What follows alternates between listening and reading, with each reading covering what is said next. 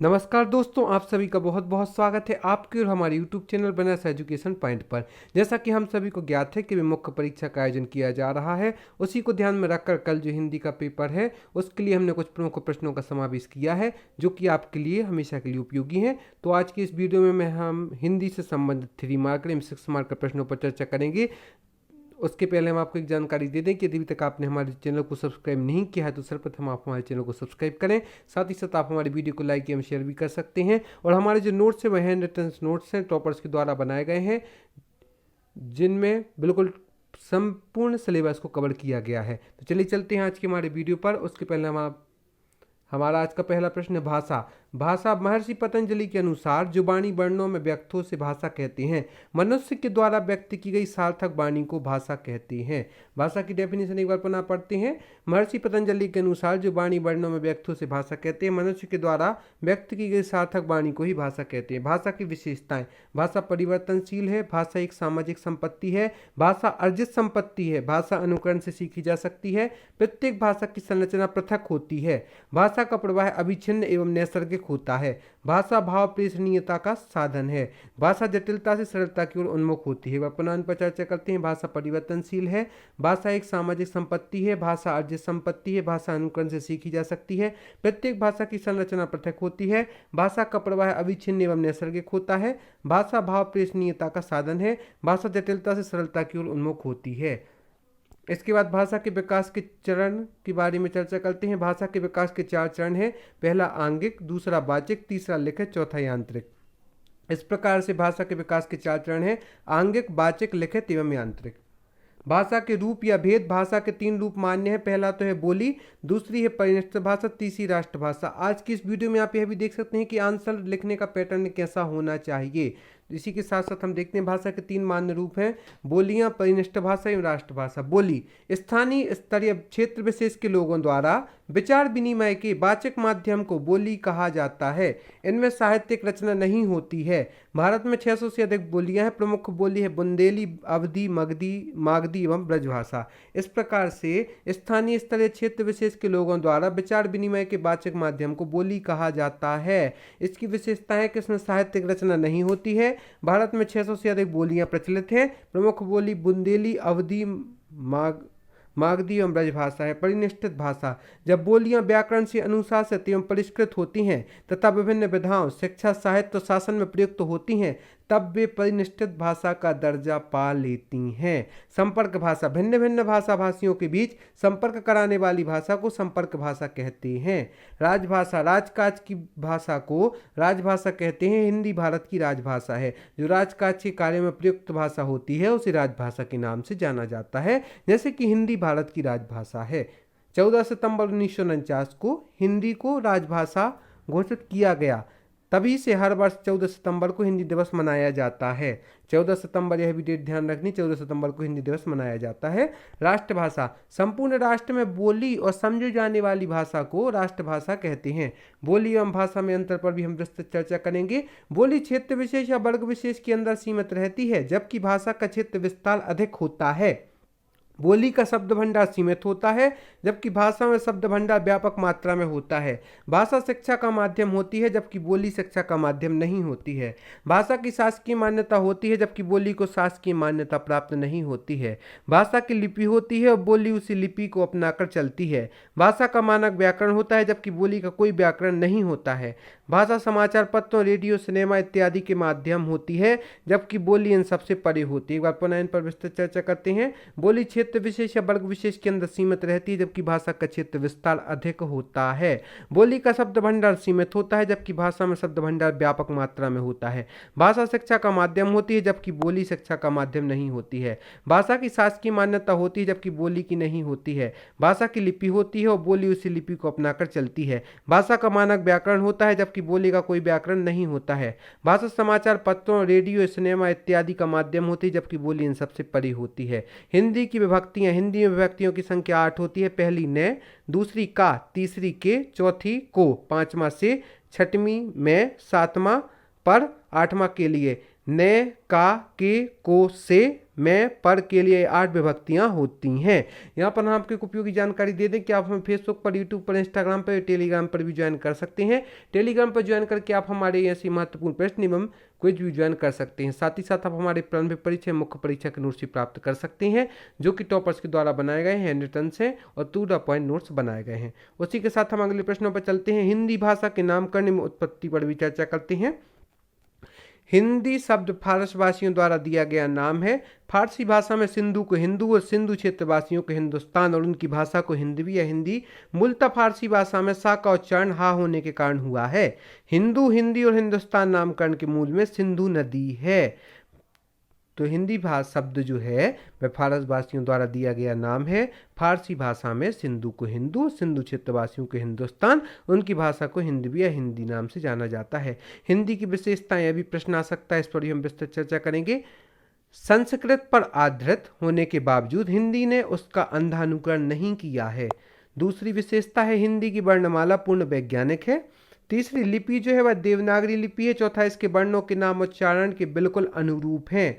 पांचवा, हिंदी में एक ध्वनि हेतु एक ही चिन्ह होता है। छठवां, इसमें अनुच्चारित ध्वनि की कोई जगह नहीं है। भाव की संपूर्ण अभिव्यक्ति हेतु इसने आ, ए आदि विशेष ध्वनि चिन्ह अपनाए हैं। यह तो हिंदी की विशेषता को देखते हैं। संस्कृत पर आधारित होने के बावजूद भी हिंदी ने उसका अंधानुकरण नहीं किया है। हिंदी की वर्णमाला पूर्ण वैज्ञानिक है। लिपि देवनागरी है। इसके वर्णों के नाम उच्चारण के बिल्कुल अनुरूप है। हिंदी में एक ध्वनि हेतु एक ही चिन्ह होता है। इसकी अनुच्चारित ध्वनि की कोई जगह नहीं है। भाव की संपूर्ण अभिव्यक्ति हेतु इसने आ, ई आदि विशेष ध्वनि चिन्ह अपना है। हिंदी का महत्व। भारत में हिंदी भाषियों की संख्या 30 करोड़ के करीब है। देश के बाहर फिजी, मॉरिशस एवं सूरीनाम आदि जैसे भारतीय मूल के आधिपत्य वाले देशों की प्रमुख भाषा भी हिंदी ही है। 1000 ईस्वी आसपास हिंदी भाषा अस्तित्व में आ चुकी थी। अपने प्रादुर्भाव के प्रारंभिक काल में न केवल उत्तर भारत में वरन दक्षिण भारत में भी यह प्रचलित थी। दक्षिण के प्रसिद्ध प्राचीन आचार्य रामानंद, रामानुजन, वल्लभाचार्य, विट्ठल आदि ने अपने अपने मतों और सिद्धांतों का प्रचार प्रसार इसी भाषा में किया है। तो भारत में हिंदी भाषियों की संख्या 30 करोड़ के करीब है और 1000 ईस्वी के आसपास हिंदी भाषा अस्तित्व में आ चुकी थी। और दक्षिण के प्रसिद्ध प्राचीन आचार्य रामानंद, रामानुज, वल्लभाचार्य, विट्ठल आदि ने अपने अपने मतों और सिद्धांतों का प्रचार प्रसार इसी भाषा में किया है।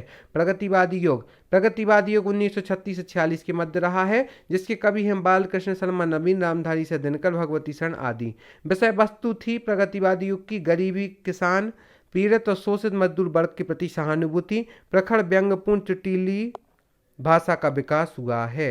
हिंदी भाषा की प्रमुख बोलियों का वर्गीकरण कीजिए। हिंदी के प्रमुख अपभ्रंश लिखें। तो अपभ्रंश के बारे में है सौरसेनी अपभ्रंश, जिसकी उपभाषा है पश्चिमी हिंदी, राजस्थानी हिंदी, पहाड़ी हिंदी। और इसके मध्य से जो बोलियां निकली हैं, जैसे पश्चिमी हिंदी के मध्य से कौरवी, हरियाणी एवं यह भाषाएं निकली हैं। साथ ही साथ ब्रजभाषा, बुंदेली, कन्नौजी। तो यह है अपभ्रंश का सौरसेनी अपभ्रंश है। उपभाषा पश्चिमी हिंदी है और इसके अंतर्गत जो बोलियां बोली जाती हैं कौरवी, हरियाणी, ब्रजभाषा, बुंदेली, कन्नौजी। साथ ही जो राजस्थानी हिंदी, जो कि सौरसेनी अपभ्रंश की उपभाषा है राजस्थानी हिंदी, इसकी जो बोलियां हैं मारवाड़ी, जयपुरी, मेवाती, मालवी। आप चार्ट में जैसे देख रहे हैं, इसको आप अक्षरशः याद कर सकते हैं। और पहाड़ी हिंदी जो है उपभाषा, उसकी जो बोली है कुमाऊनी एवं गढ़वाली इसकी प्रमुख बोलियां हैं। अर्धमागधी जिसकी उपभाषा है पूर्वी हिंदी और इसकी बोली है अवधी, बघेली एवं छत्तीसगढ़ी। मागधी जो है इसकी बिहारी हिंदी, भोजपुरी, मगही, मैथिली इसकी बोलियां हैं। तो एक बार पुनः देखते हैं अपभ्रंश में सौरसेनी अपभ्रंश, अर्धमागधी और मागधी 3 उपवंश हैं। अपभ्रंश और उनकी उपभाषा है पश्चिमी हिंदी, राजस्थानी हिंदी, पहाड़ी हिंदी। और इसके अंतर्गत जो बोलियां हैं हरियाणी, कौरवी, ब्रजभाषा, बुंदेली, कन्नौजी, मारवाड़ी, जयपुरी, मेवाती, मालवी, कुमाऊनी, गढ़वाली। और अर्धमागधी की है पूर्वी हिंदी और इसके अंतर्गत बोलियां हैं अवधी, बघेली, छत्तीसगढ़ी। और मागधी के अंतर्गत जो बिहारी हिंदी है उसके अंतर्गत हैं भोजपुरी, मगही और मैथिली। एक बार पुनः आप इस चार्ट को अच्छे से देख लें और इसे याद कर लें, और यदि एग्जाम में आता है तो आपको इसी प्रकार लिखना है। हिंदी भाषा की प्रमुख बोलियां कौन कौन सी हैं? हरियाणी, ब्रजभाषा, बुंदेली, अवधी, कौरवी, छत्तीसगढ़ी, बघेली, डिंगल, पिंगल आदि हिंदी भाषा की प्रमुख बोलियां हैं। इसमें हम कुछ विस्तृत चर्चा करेंगे उनके बारे में। हिंदी की प्रमुख बोलियां एवं इनके नामकरणकर्ता के बारे में। हिंदी की प्रमुख बोलियां, पहली तो है कौरवी, इसके नामकरणकर्ता है राहुल संस्कृत्यायन। पुरी के हैं ईश्वर चंद्र गुप्ता, राजस्थानी के हैं गियरसन, डिगल के हैं बांकीदास, बिहारी के हैं गियरसन, भोजपुरी के हैं रेमंडो, मैथिली के हैं क्रोल ब्लॉक। हिंदी की प्रमुख बोलियों के नामकरण करता कौरवी की राहुल संस्कृत्यायन, ब्रजपुरी की ईश्वर चंद्र गुप्त, राजस्थानी के हैं गियरसन, डिगल के हैं बांकीदास, बिहारी के हैं गियरसन, भोजपुरी के हैं रेमंड और मैथिली के हैं क्रोलबुक। लिपि लिखित भाषा में मूल ध्वनियों के लिए जो चिन्ह मान लिए गए हैं वे भी वर्ण कहलाते हैं, पर जिस रूप में लिखे जाते हैं उसे लिपि कहते हैं। लिपि की व्यवस्थित परिभाषा है, लिखित भाषा में मूल ध्वनियों के लिए जो चिन्ह मान लिए गए हैं वे भी वर्ण कहलाते हैं, पर जिस रूप में लिखे जाते हैं उसे लिपि कहते हैं। भारत की प्राचीन समय की प्रचलित लिपि कौन कौन सी है? पहली तो है सिंधु घाटी लिपि, दूसरी खरोष्ठी लिपि, तीसरी ब्राह्मी लिपि। यह तीन प्रमुख भारत की प्राचीनतम समय की प्रचलित लिपियां हैं, सिंधु घाटी लिपि, खरोष्ठी एवं ब्राह्मी लिपि। 8वीं अनुसूची में वर्णित 22 भाषाएं, तो यह भी एक इम्पोर्टेंट प्रश्न है जो कि आ सकता है। 8वीं अनुसूची में वर्णित 22 भाषाओं को हम क्रमशः देखते हैं। पहली असमिया, दूसरी बंगला, तीसरी बोडो, चौथा डोंगरी, 5वीं गुजराती, 6वीं हिंदी, 7वीं कन्नड़, 8वीं कश्मीरी, 9वीं कोंकणी, 10वीं मैथिली, 11वीं मलयालम, 12वीं मणिपुरी, 13वीं मराठी, 14वीं नेपाली, 15वीं उड़िया, 16वीं पंजाबी, 17वीं संस्कृत, 18वीं संथाली, 19वीं सिंधी, तमिल, तेलुगु और 22वीं उर्दू। असमिया, बंगला, बोडो, डोगरी, गुजराती, हिंदी, कन्नड़, कश्मीरी, कोंकणी, मैथिली, मलयालम, मणिपुरी, मराठी, नेपाली, उड़िया, पंजाबी, संस्कृत, संथाली, सिंधी, तमिल, तेलुगु, उर्दू। इस प्रकार से 8वीं अनुसूची में वर्णित 22 भाषाएं हैं।